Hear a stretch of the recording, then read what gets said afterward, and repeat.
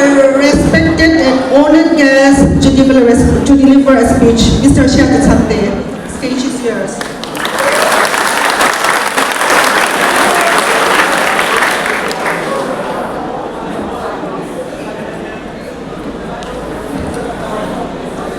Well, good.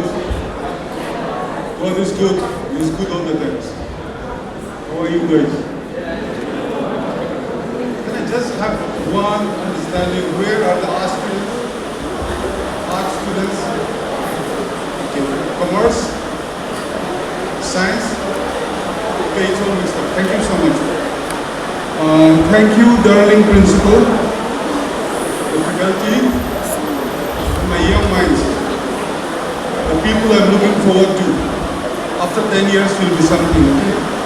So we want to see where we would like to be there after 10 years. Okay? So the introduction was not very correct. I was not actually assistant controller. I have been promoted to control of mines level. I was in fact on the verge of my retirement. I was the controller of mines Eastern Zone. From Calcutta, I was looking after 12 states. 8 states of Northeast and Bihar, West Bengal, Jharkhand and Orissa. I happened to be the first mining engineer from Mizoram. Okay. And as our other person, Madam has introduced, I took a voluntary retirement when I was having about 7-8 years. Since I was a law graduate also, I have started practicing law. So today I am many things. In the morning I am a mining engineer. In the afternoon, in early morning before breakfast I am a mining engineer. Noontime I am an advocate. Afternoon I become a social activist. Night time I become a politician. I am almost everything, okay? I just talked to your principal. If I have any permission to speak in Mizo, because it's the language we most of us. Anybody here who won't understand Mizo? Any non-Mizo guys? No. Good. I'll do a few sentences of my introduction in English. Zolis, okay? English or Zolis. I'm so delighted to the principal that I have been given an opportunity to interact with you. I am not a fiery speaker as a politician, but I am basically a DD man. I like DD. I like to interact with people who listen to me today. Because when I keep on talking, as a man who is enthusiastic, who is very progressive, who is passionate, who is positive, I want to know that you understand what I'm trying to communicate to you. So I don't want to waste my time today. So I'd like to interact with you sometime at the end of my speech. And I met your principal, Sir Chhangte, a few months back in Delhi. He looks like this only. First impression I thought he's some businessman, small businessman who had come down to Delhi. So I started interacting with him. You know, I am very talkative. When I travel around, the thing I enjoy is talking to people. From young to old, because it is from people that we learn a lot of things. Because we are in the images of God. I see some God in you, try to see God in other faces, okay, the characters. So I talked to him, and he happened to be St. Joseph Higher Secondary School principal. His wife, his students were there. And we started talking about education, how education is so important for the future of the nation, for the future of the community. Because education as an industry is the most important industry. Even if a state or a country or a nation as such is having a lot of resources, but not good human resources, then they become a rich land, poor country. Rich land, poor people.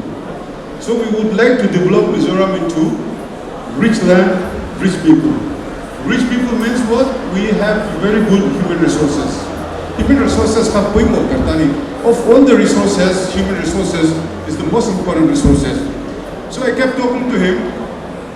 The first thing which impressed me about him is that he talked about his school so passionately. Passion as such is very, very important in our life.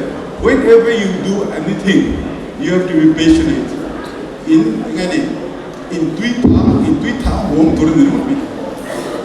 The bell may, you have to be very passionate in everything you do. My song they want passionate. Bro, Maro took a say 42, Lake Zirlai, Missouri, Matula, and Tumutuba, Lake Zirlai, Lake Zirlai, after doctor. You may no wrong. John can say, I could be flex at the Zira, so we don't come out. That's why you do.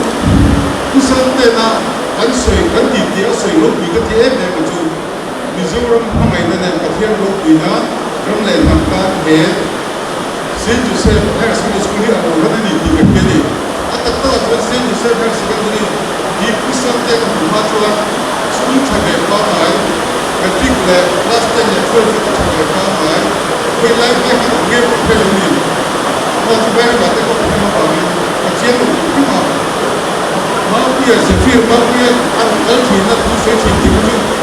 We do our battery go out of the room. It is in the water, Saint Joseph. Saint Joseph School Park, who do not get to follow the name. Our two invisible object for Poland. Here is a missionary who takes education, not as an industry, but as a business. As a mission field, Fuihna, hey, in the service to mankind, service to God. He is a lady getting up to a loan, and I think I'll take it. Is your Christian to that so you get for two? But here from one port and the more, but here in to choose some mile. And what again? But then address for the fellow. What don't go they better? In one day better. Maro chu pathian ko kan di hi ekdam de lawin mani miping kuite ko ni pathian ko bola di junior bangchon loto ko service to mankind in service to God adi kakal ni ro ni asoi fu thina engale khadye ek scientist bon ko ni na pathian she ni lo ko ram le nam phangai lo chuwa lekha isil sa ko le ni ping ko lo ni chu be na ko se compare to today we are going to concentrate on one small topic, that is DD and BD. DD, okay? DD and BD. To DD, their dream. Dream number. Aim number. And be there. It dream are just not something. Couple of journey. We don't have to dream to a couple. But say, I dream vanilla to know and tell you, no, nothing doing. If you have the right to dream the best dream in the world, the sweetest, the craziest dream in the world, then you have the right to realize the dream also within you. True. Apa yang saya Saint Joseph Higher Secondary School Chhangte dengan background pun diulah, tingkah pun, graduate pun, house pun, matric, class 10, third pass pun, distinction pass pun diulah. You have the right to dream the best dream, their dream. Kan motor asal motor kan ibarat I-20 Luiset 2010 model. Aku macam their dream and be there. Itu kita tak kena yang kita usia untuk kita. Duduk ada intake kerana. Cuma itu tuan, adu lesson anu ni loh ni kita masih boleh.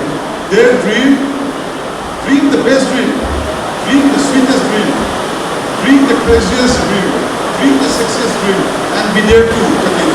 Kita dream tu kan nak cakap sendiri dua. Tuan, school ka, sekolah tu nak betul mata, apa tu cakap, nak betul tiga. Ini dia ni, Saint Joseph Higher Secondary School yang mula kalian.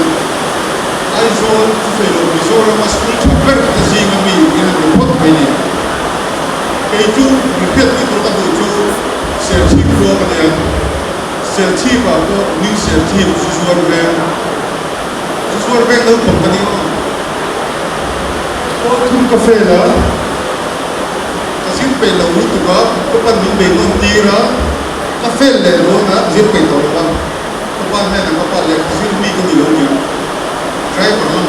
में के पाप की अपन फल थे ना तो मित्र का था क्यों हो रहा है के पात्रों मैं तो बिना का सबको वो तुमका कर बेना गाने वो तुमका बेना कसिन लगे छोड़ो काफे ले वो चियम पला कपा का सिग्नल का साथ में दुनिया कपा से उदाहरण भेजो बिजो जी का जो बिबियम का आई ने कभी हमारे साथ जो चुने से वो जो बिबियम का चुने वो बिल्कुल लाभे दे टी वो बनते हैं लेकिन जब तो कोई रखी तो अन्य दिना में तुम बंदे को दिना में अंतर बात दिना में चुबा में तो लगा तो कौन दिना में चुबा मिजो जी का जो बिबियम का के टीपी फेलोशिप में तो दूध माता से लोग तक लोग अन्य तो मिलो ये नहीं Zirlai ni jual bukan tu profession, kau feel apa tu? Kau feel apa tu profession tu? Kalau saya lawyer, mathematical law, lawyer itu semua. Zirlai ni kan profession itu tidak tu kan? Student group. Cuma student itu kalau kau student ini student itu jual mau exam malam nanti kau kan ini jual lekas sudah itu kan? Cuma kan exam malam nanti kalau yang mau belum belum dia bangkan lekas jual lepas ini nanti itu. Student you are a student for 24 hours a day, 365 days a year. Cuma ini lekas jual exam malam. Kasi Fuihna City tu kan dia mo, engineer kan dia mo, doktor kan dia mo, kan thong na chang kam silo, professional silo bin, kan Asian law na lama, khotlang in lama in man lama, kan na pia na City tu university, City na lama tu ibu tu lo, Zirlai tu poti chhan tu lo, uai me mang de football association na lar de, an ni so. Kasi jok tu kan Asian na an ship tu ni. You should not only be good, you should be damn good. You should be damn good in a job. In job, graduate, profession, graduate, you are a student. So you must be very good in studies.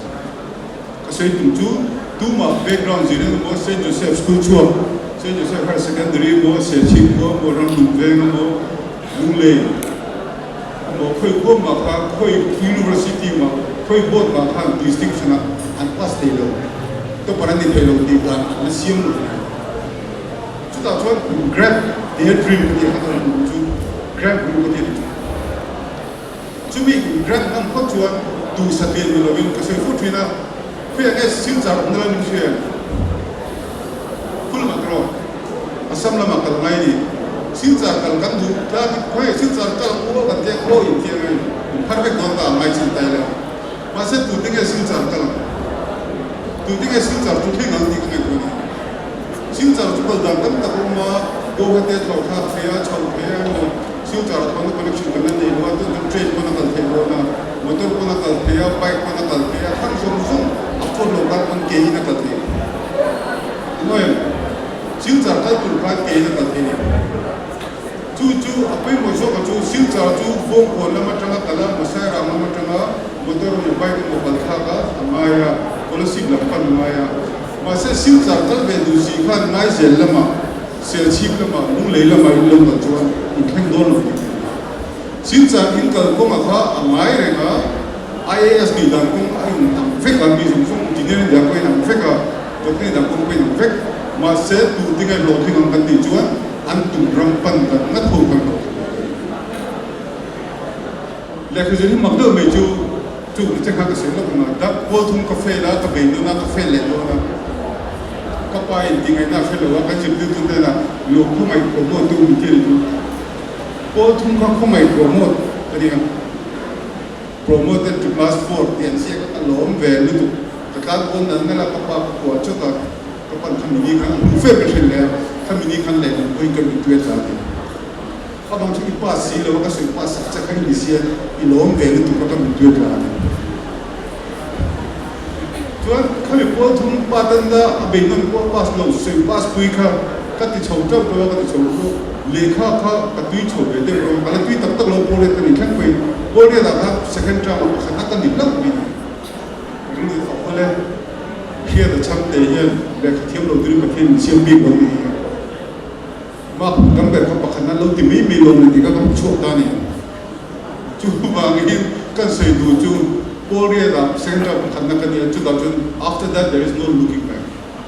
Also ma Celtic government high school training pata slipper burin mo 1980 ni chu mo 1980 ya pa ko na ke no ke chu 1980 ya Celtic government high school ala to mm ala ni mm line Celtic government high school training Mizoram top 10 Mizoram top 10 ang kina parut na kania top 10 zinga khan distinction alam lo khala chuan first division with star and yeah distinction 75 and above top 10 zinga khan team ma che letter below 75% cross top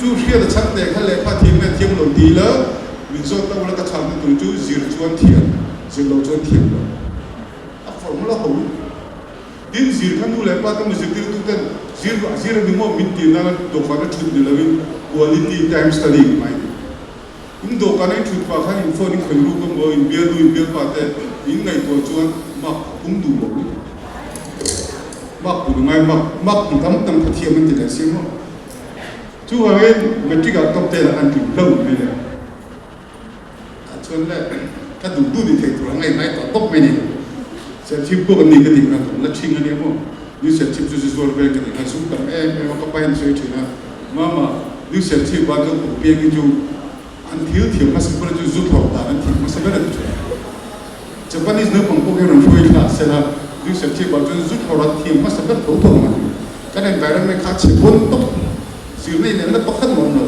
ma se khamilai na ru ka sel bu chu ni ka zira ka thiam pek chua English textbook ka bai hat vela ni mo anthology of English prose and poetry share ha me ya samte chu anthology of English prose and poetry ka se chok thei pa ba ka se chok thei pa Mizoram ma pakhat na ni la pon English bon ber ni ka ta prima ka ni ta chu ma ba a kan English chu bai hat ji lo ka thiam pak lo ma English ko by hat fika abu khulai ko ka fill up the blank to set up a team ma effect ni chu ta karo ro chu sel chief ko tang hian Mizoram khanlan thalani lo ti kha Mizoram school education in an nei lo ti ta che ma St Paul's Hotel St John's Day school la ko ne ka ka Roman school ka kham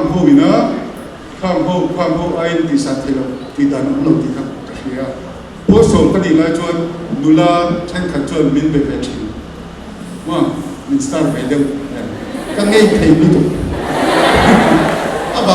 abang chu star vel kha ka pa mi thil dan kha dik ka tia ma ka ti pung lo ni ma ka remat mai ma ka pun na tu remat mai to chuan akal su thei lo chuan ma ne ku ving khat ka cheu chuan ikal du na mun kha en fi em na adam chu alam nam lo ma ti chú biết không chú cần thiếu đủ cần đủ tập thất thủy lâu để thì cái sự đúng không chú anh sẽ để mang sản phẩm là điều science sẽ nhất là chú Saint Joseph in the Roman school in the Vela và sự cái này là Saint Paul sao hết không bị xóm gì nào hết pasal dia Saint Paul sao mà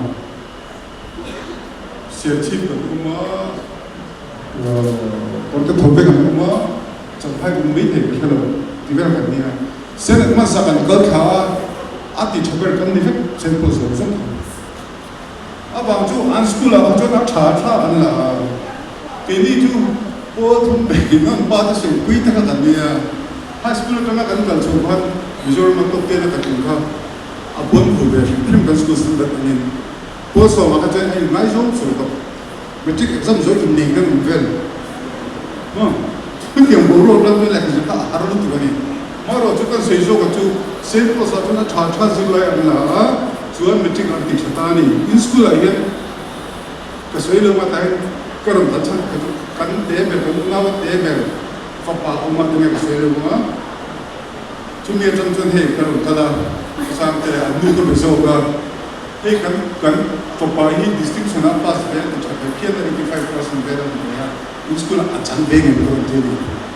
in chan dang kai min sok ko be ni Chang tu jo bu khen kal na mai ni first come first serve kan ti ya ni ani la chu ni tu khat ko ro ta sela i anong kal ma jo jing dar se bu vela mi su ni jing dar vela tu chu ani lo don ni ni mo an don ti ni mo ka ni men chu ni kha ka mai sam thar le lu tu bu chen mo sam de school ka ka sen kam lo about to know from background and what is select hard as second first distinction in here first come first serve in here 12 result in tonight they don't get the do not consider to in zing again distinction in kerala second part the point of making first in panel bung mai du re su he the metric first some distinction of top 10 in kilo center in zing to top lo tham in adiga and then there was a distinction of pass hole and first pass the second pass over in male and left in the point into better in market had the family where distinction of the Kerala distinction to the mark in Chhangte like top. Vision to school education background more male and more in China more knowledge more Chhangte bisa and balo very the same law mark tamle the bisa very the same in Kerala two by St. John's School School 11 0 sort of pattern who sang that the Lomande is included the Lomande who knew the part of Lomande distinction Bella 8 years above a pass of the over the after you check the journey and I mean pass at the end of the year I have opened the field of them pass the new their dream 12 up top 10 position of house affection over the upload the Chhangte. St. John's. I was secondary school top 10 so much so now. St. John's School, St. Joseph School, and the fact they load the good exo and probably a BSc and a similar. We somewhere to put that tomorrow. In Santa Hotel, we do like part of the London. Like zero or rare, I had coming to Kant, a low teacher, and look at the way kalau kita ada lagi, kalau kita perlu dia siapa nama, kalau besar kita dia perlu dia jadi mana, soalnya ini sih nama besar dengan dia seperti itu, apa yang sentuh amal kerja amal, masih kerja dia apura, itu tinggi, itu saya kira apa lah, tinggi ni kerja itu hai puri tinggi dia. Thì cái quy luật đúng không? Cái nuôi mình ăn mãi thay đổi cái thì phát sẽ là thì cái chuyện ngô mình mãi phải bày đúng là thì cái nào có còn lâu nay mãi thì mà đúng không? Ông giờ tu hay là secondary school Saint Joseph cái đồng bằng here tụi mình này rất nhiều anh em phát phê thì anh tìm một cái nó distinction là top 10 là you submit high school ni chúng ta tìm ra tăng cho infrastructure này and faculty teaching faculty cái này mình sẽ tốt thì cũng tốt thế này chú vẫn thấy là đi cái này their dream cái này những người have dream trên cái vùng chú and be there I think you dream hard and realize that chú you dream sẽ get the dream không được mà rất là một số là thấy điều rất là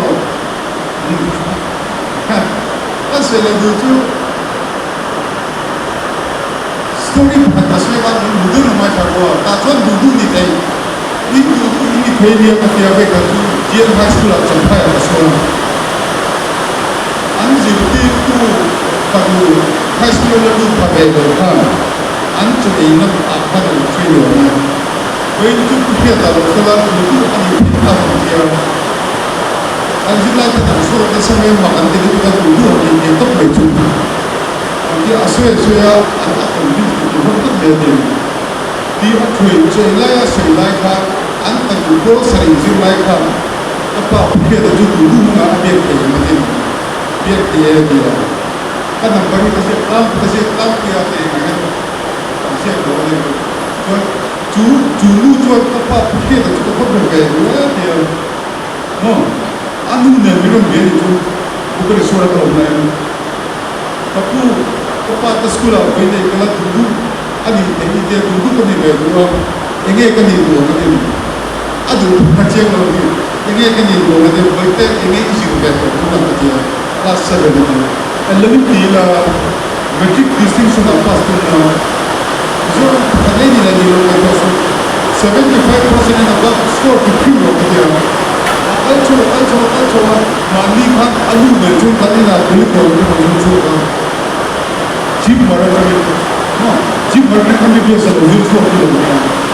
Tapi kalau saya lakukan Kalau Chhangte kan, Turki ada kan dua ni dia kita aman dulu lagi.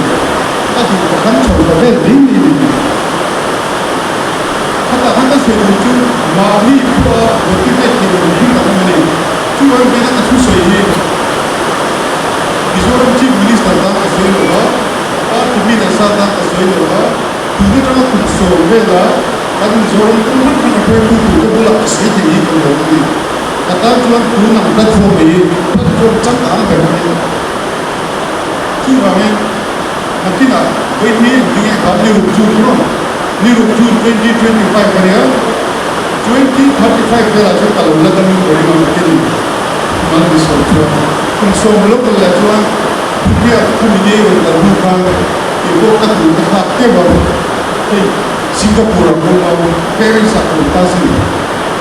Tin bilo beda ulang lain oh apa itu apa yang lo itu ada cukup biasa ini sih kan yang lain kalau lain kan seperti ini juga ada biasa ini dengan sih kan sih anti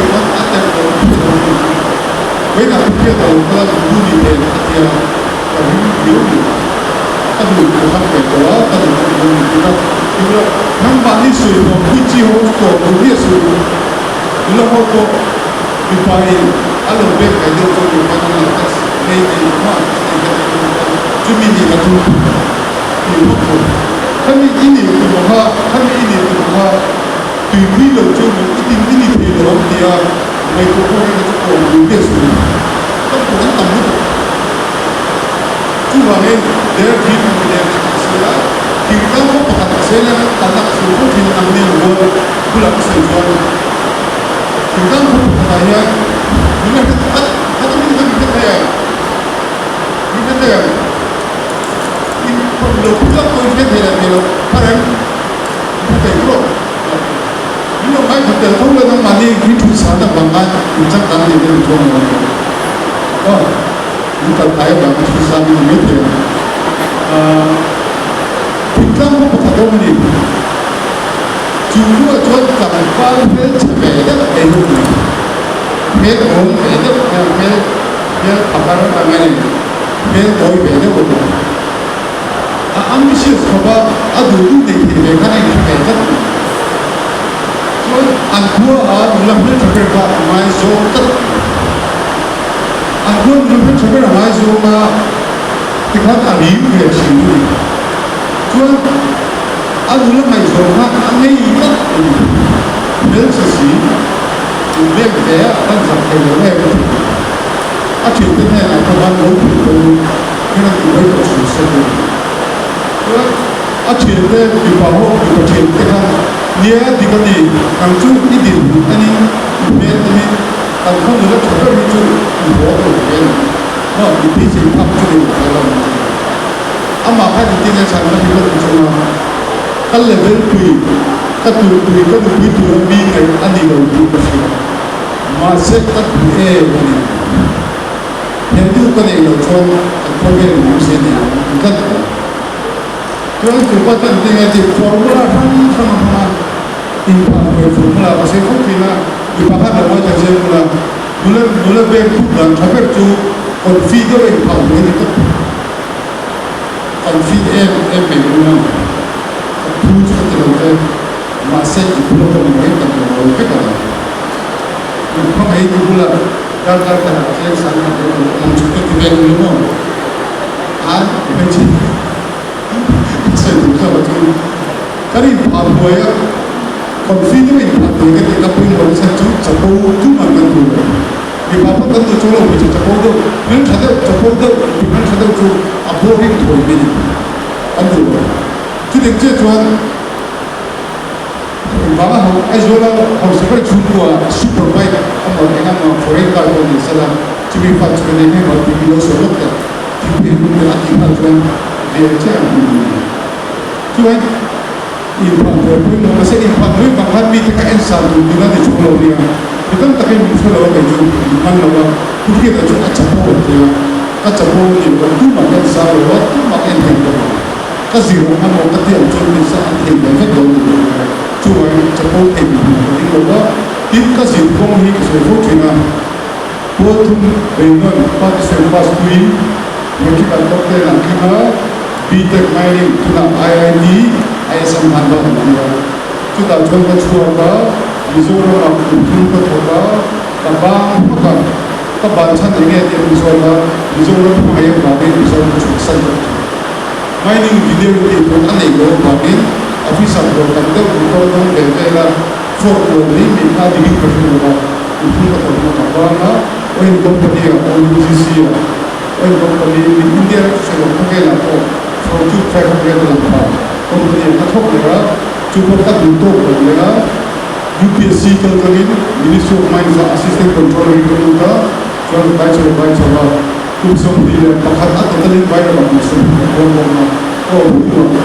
itu sering berbeda tu service lain tapi lain Mizoram lebih Mungkin dalam tujuh minam terjual, dia itu artisan suatu pertanyaan.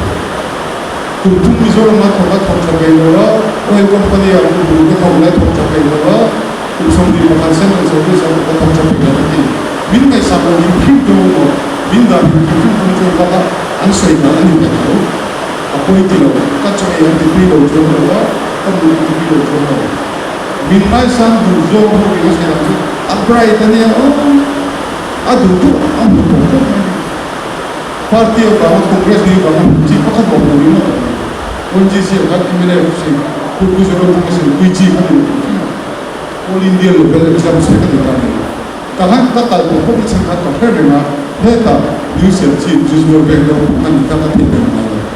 Tu nak sesuai cuaca kau ini news yang sih kau jual konten di bincang apa tu sih, no news yang sih justru berbeza cuma akal tu intensia. था मी तो कहते हैं वो बात सुन के नहीं मी वेग में सुन से जो वेग में जो ताकि में थे मासे के का से देखना तो सुनना नहीं चू कल से वो कब ना जुआन तो सही मकुब में प्रिपेयर लो जुआन से वक्त है तो इतना से कुछ प्रिपेयर मैं मासे कोई मकती पर लो जो कोई दिया कर इंटरेक्शन किया मक्की ना प्रोग्राम उसको इन्हीं ना के इन्हीं तो फिर से लगा बनी two bang Mizoram India, Christian India, then Hindu India, two bang itu ini please, please remember that. Kami kan anti loh, no you cannot be, no you cannot, because Mizoram India, Christian India, India orang tribal kan sih, tribal cangkang tribal ni apa yang mesti kita lakukan ya, tribal dia bangin ONGC akan lupa, tribal dia bangin Ministry of Mines akan lupa. Tribal ni orang kaisa pun. Juta kasih Fuihna Miram Central India tribal tu antiam itu, antu sek ampel tu ni. Anma ni hai cakap bayu jing apa tu ansun itu. Kini tribal betul tribal dia ni ko ho bayu ka bayu ceho nanti. Kan finish before Mizoram ni bo Christian ni bo India ni tribal ni bo tu apa remote ni kasih ni. Tujuh kasih tui, dia orang kasih tui lama kasih usul lemin, orang mandi lama terlena, kalau saya buat apa sebab buat dalam suatu housing atau housing atau IS ni tu nikah ni dua ratus 50 itu ni. Hei, ni pakala kali, pakal long cuci tu kalau komlok tu. Nếu có một leasing tập đoàn sản phẩm một lease không ai bắt hành lâu thân để nó cái nào sự trong tháng IS cái này về đó là Mizoram mà chief secretary cái này sản phẩm chú thì nó mà quay lúc quay tết cái số đồ chú nó mà đi ô không được nó mà đi confidence cái đó đi ai sắc số em mà interview lâu mắc sống lâu chú commerce sa changin Mizoram tu selo India rama Northeast sa separate itu militer yang dong ti inome sundong lendong di itu inome commerce where are the commerce guys nama ni commerce okay how sakum tu nama ini hafadhan commerce ini maybe na Bcom Mcom mo India na di club ang jambong how se tu kalau tu Listen, IS di tu kalau tu pakai 하우스도 가두고 그게 하우스도 고물사 이 고물사 찾아봐보고 배니도 좋아 고물사 고물사 그냥 하우스도 가도 플리즈 두는 미니 피어 두는 이런 거 같이 보고만 요 인티미티 되면 그럼 마음이 연락이 고물사 속으로 비니 뭔가 고물사로 고물사 이제 어쨌든 저 사이언스 하자면 인지니어 볼루도 이렇게 있는 소다 이렇게 하면 기억 로컬 보는 인지니어 근데 이거나 IAS 근데 이거나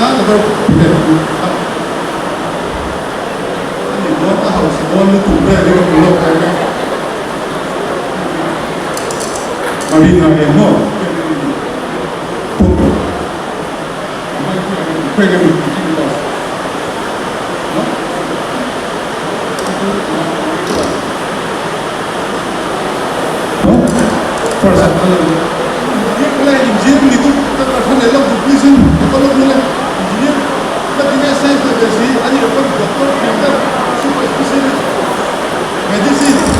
medicine super specialist gitu kan yang cukup cepat dia di luar dia kalau so bocor ni cuma lemai kakak mula ham hobi lah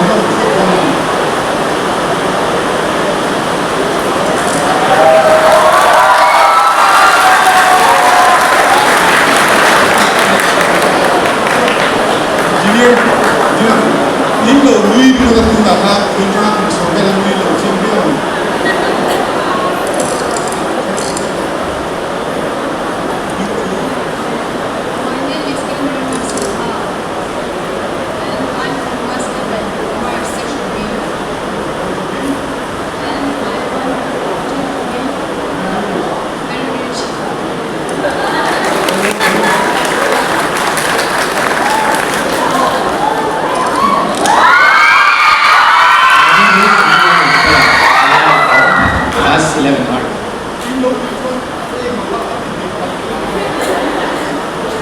My name is Hriata and I am from Class 11 Arts Section C and my aim is to become an IAS.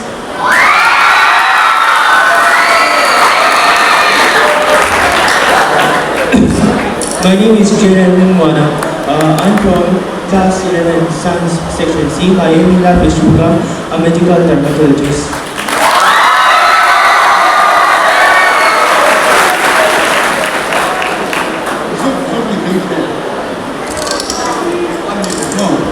society như thế lúc những tầm đơn này sẽ tầm đơn này nghe sẽ tới lấy được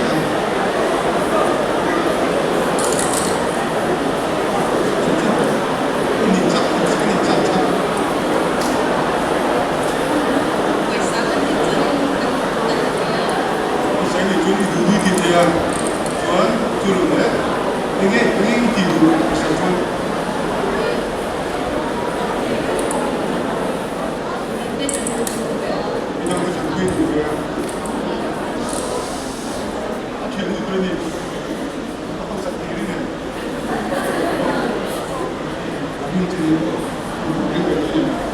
Hausa kan tira ju an nuna Hausa $1 million ju tizat an API mai an nuna Hausa ke jan Hausa kan tira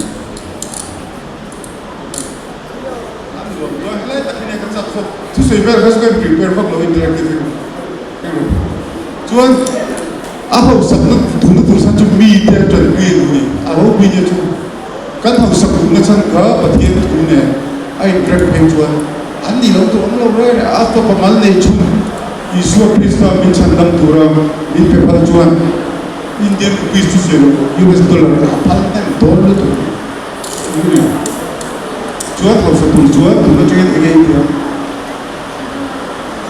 lekha zirama chuan 12 commerce lama kadu ga chu ni background febak lo ba BCom tite no MBA tu ko ka lo mo Tujuh heta Mizoram lama police na Phaya on tuna kideme Phaya on tu na san chu commerce ta chua mi sum to na hun kuyo ka pe mane tin sum le ba house ro ai zo la yen house ma ma de ta ma house na ding lo ta ko ba chu chu ka soi chin dang chu a dum la ma te ke ba chu house le wo ti la a budur do ti house lo lo house sak ta ko ni chu a tu mai mi ma kali ta hi sab ni sab ni ma nia sab ni sab ni ma ge na chu ai ne ma ro ai de ma enge ma ta ke de ke de wo house ka ti ga chu income aya expenditure de Kakata boy ma po bola, kakata boy sering pancuan,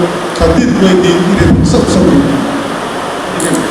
Jadi sekarang jo ini lagi pakai ini makro, punya tak kalau punya tak dia kan dia dua kali kalau dia pasti kalau apa dia kan dia dua kali ini tidak sah. Because God gives you no. Ayah.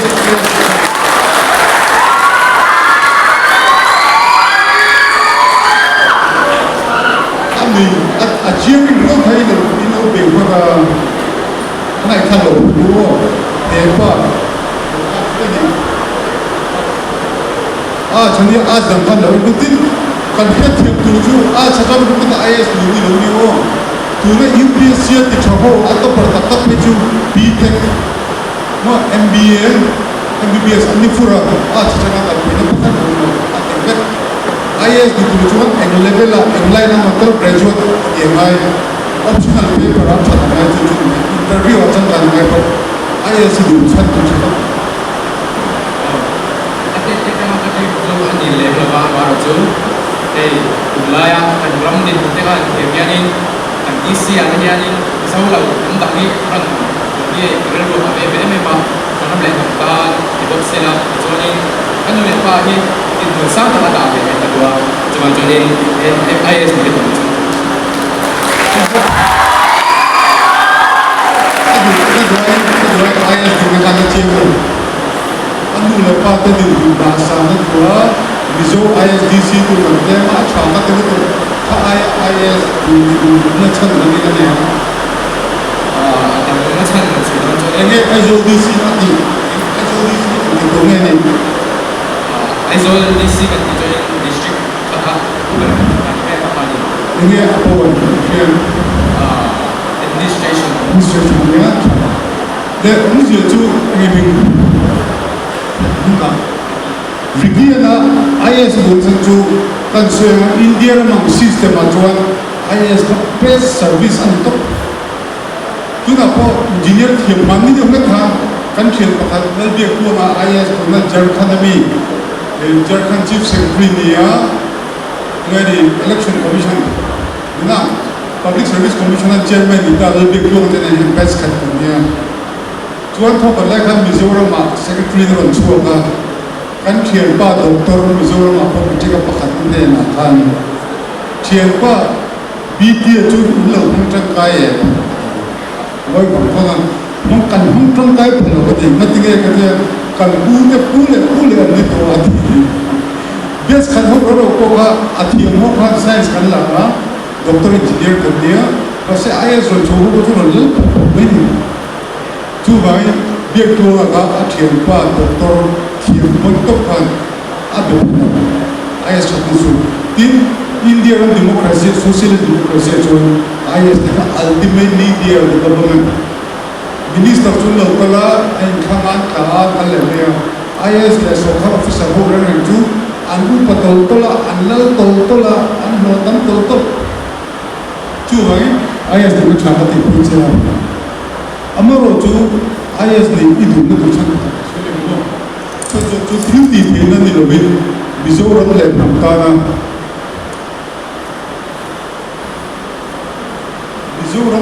Mizoram le namkana beauty ini pemba amaro tu dia tu IAS ini kan Mizoram kadar akmud kadar itu tuan puhar macam ala koi chorlo le Indian kan dia bangin koi rama Pakistan apabila good administrator pemba tadi kau sabtu tuan सरकार ना पहला वो सरकार ना तो ना हम सब जो आने ही होती ना है सब सब टाइम जो आदमी तो के हम सब चला कंसेशन थे ना स्कूल में पढ़ना आवा थी चला थी वे जो Tinamo external panam juan house masa sokhan atau house sauju adiwo sokhan house ani na juan beto trok lal be pa mai tin still yana president minister home right hand man in the country atha o chu ga ISD ka ni te ta ni we are going to abula chu khamai lo ding abula chu ama khajian khajian da khamai ko and then look at ka soi chu ISD ve adua ani the ri ne itin ne the ya iri adhin ta ke okay kalau me kalau soi chu i thien pa control i thien pa ISD mo abin fere chu i thien pa min le rin le abne le ISD do lo tien ni chapan hello pa ni so chapan na ki chu we try to some local letter Vicky believe in yourself because God lives in you.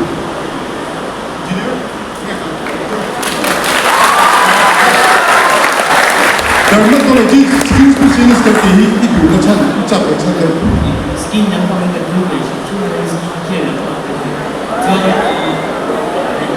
good long is Medical dermatologist juga jadi doktor dan juga punya apa dia kumjibe sensory suntiga tsoga masih ini atau kisu missionary ya kan nunggu isu kita tahan dan kemampuan skin specialist itu oh skin specialist very good isu kita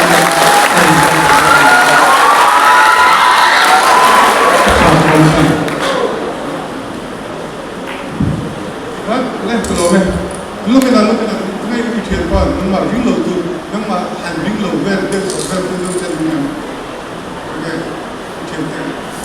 hey ini tu lah dia ama he lo ding chong lo tu please ama he okay adi the ring hai ngati ring be a pe ni Zirlai dia okay अच्छा मैं को मुंगा का थे बोले चलो ये बिंगा मोना दीजिए ले का सोई दो नहीं मेगा